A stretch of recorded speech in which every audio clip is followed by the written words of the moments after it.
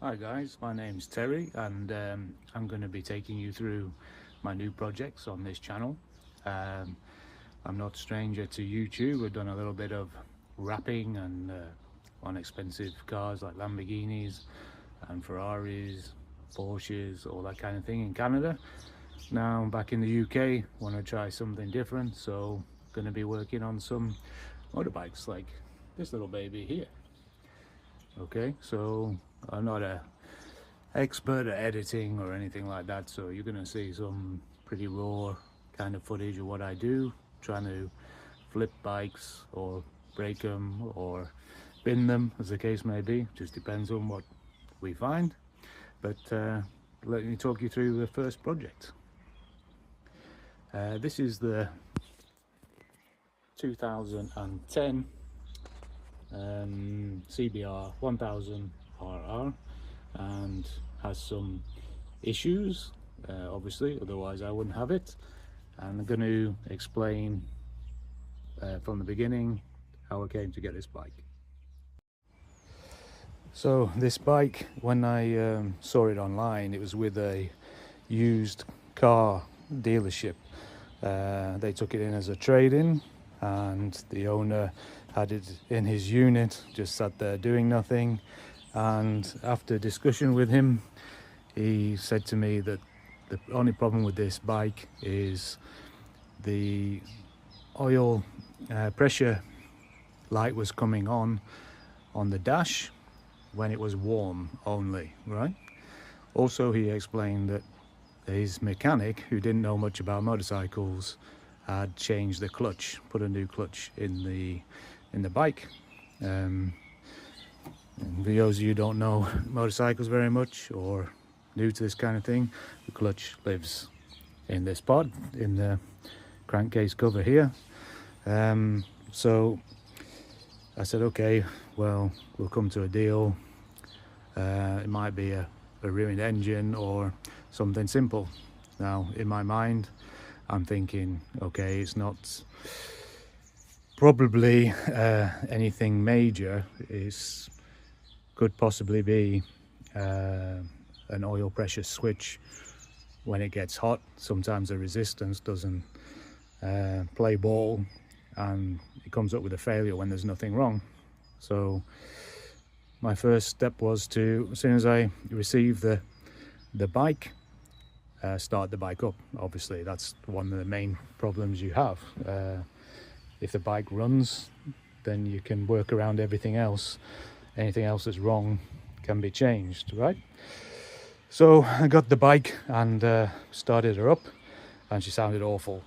Not the engine rhythm, but the noise sounded like something was wrong from the clutch side, and knowing that it's already been changed, something must be wrong inside. So my first thought was to look at this, and straight away I can see someone's used a horrible green gasket. Now these don't require a gasket. They normally use a 3-bond or something like that, liquid gasket.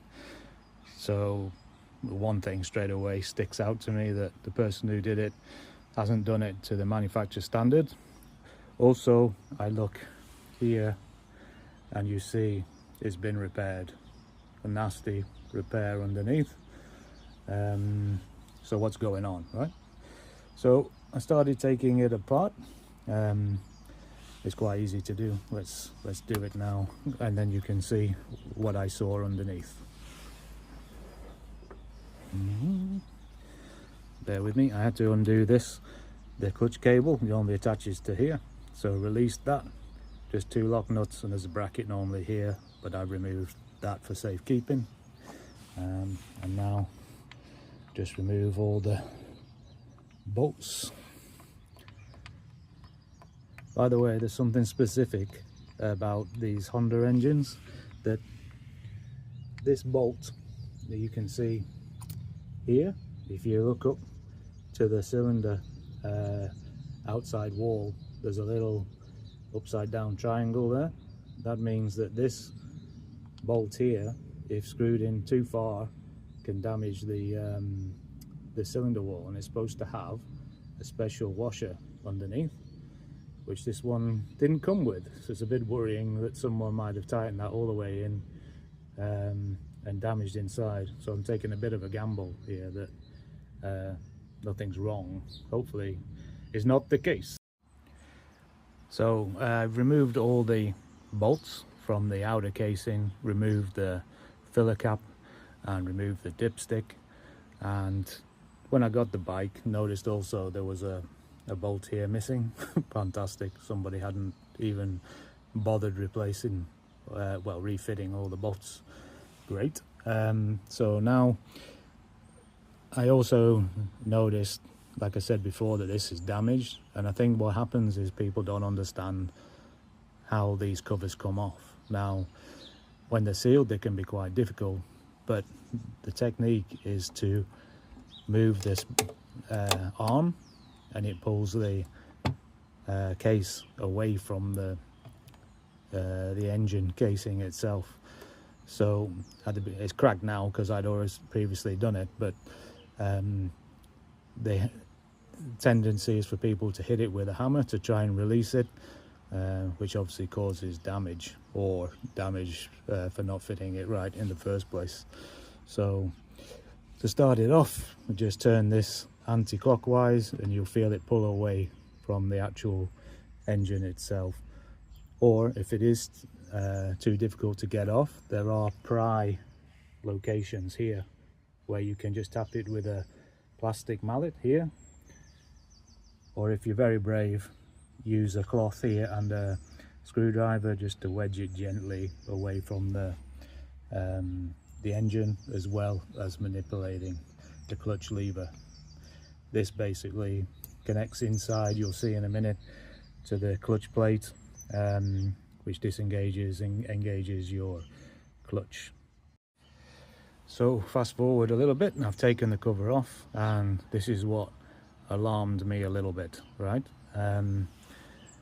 I've researched how these work, how the clutch system is set up, and this little idler gear here is supposed to have the wavy washer, which you can see, and another thrust washer on the outside, which basically gives you the end play between where it locates in here and the shaft. So the shaft goes in here, it's supposed to spin freely in there, but that acts as a bit of a spacer, that thrust washer.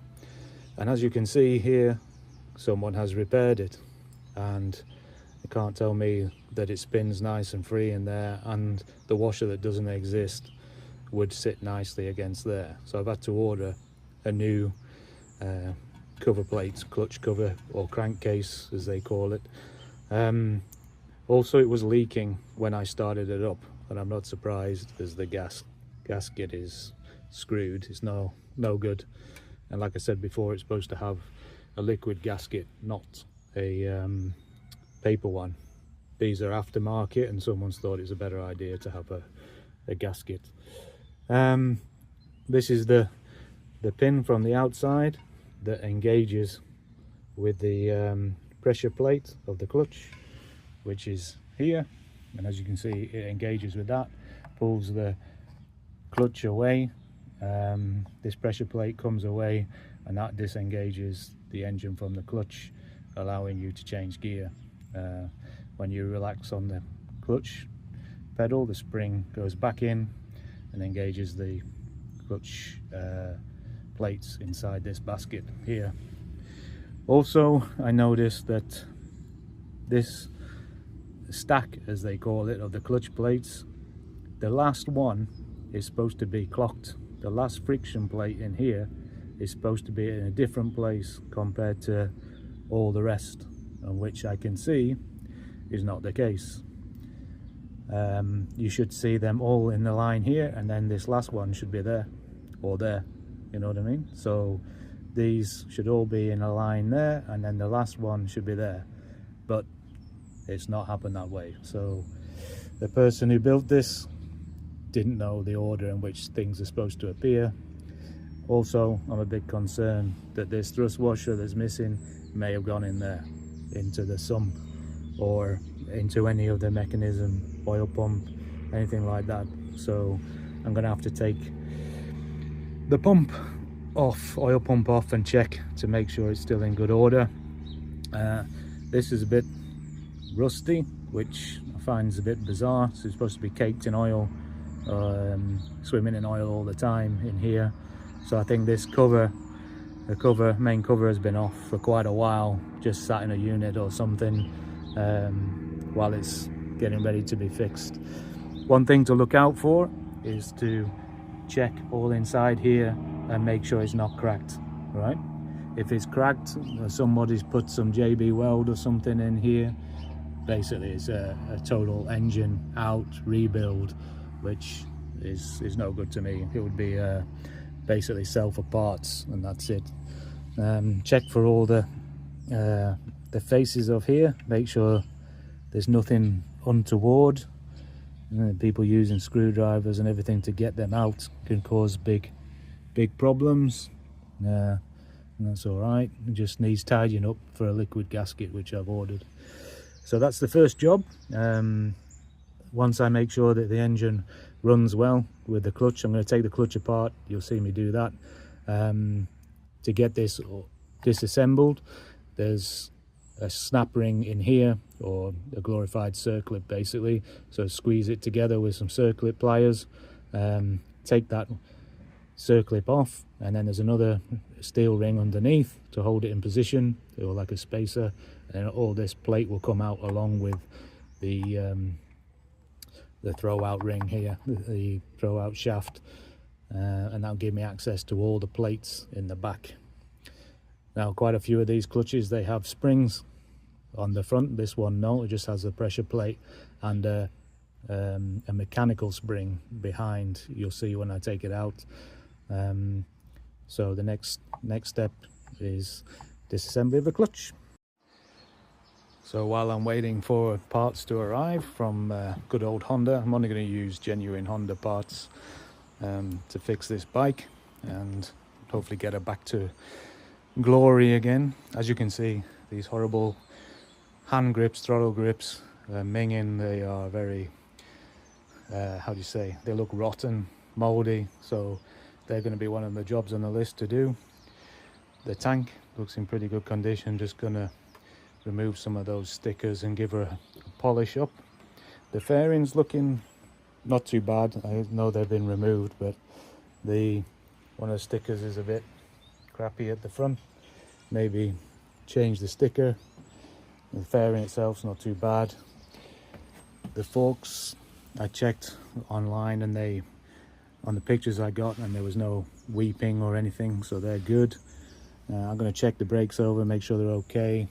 And the fluid, when it's all brown like that, never good. It needs changing, should be nice and clear, so I'll change that. Yeah, and see anything that's missing, I will get it fixed. There's some seat bolts missing, things like that, with things that people neglect over time. Unfortunately, this R11 Yoshimori exhaust got damaged in transit. The dealer's not very forthcoming in paying for anything, as usual. So, looks like that's on me. I've ordered a new carbon end piece to fit that. So I'm going to have to de-rivet these mounting points here and put a new one on, drill new holes, re-rivet them, and everything will be tickety-boo, as we say.